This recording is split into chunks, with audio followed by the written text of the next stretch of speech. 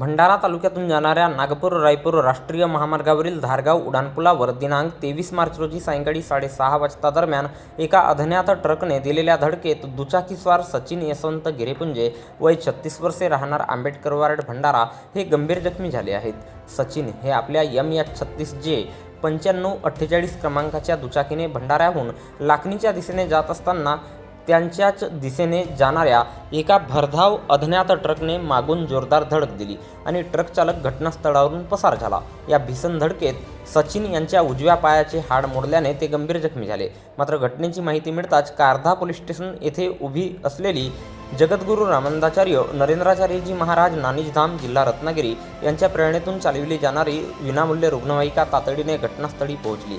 रुग्णवाहिकेच्या वेळेत मदतीमुळे जखमीला त्वरित भंडारा येथील जिल्हा सामान्य रुग्णालयात दाखल करण्यात आले, ज्यामुळे त्यांचे प्राण वाचू शकले आहे। सध्या त्यांच्यावर उपचार सुरू आहेत।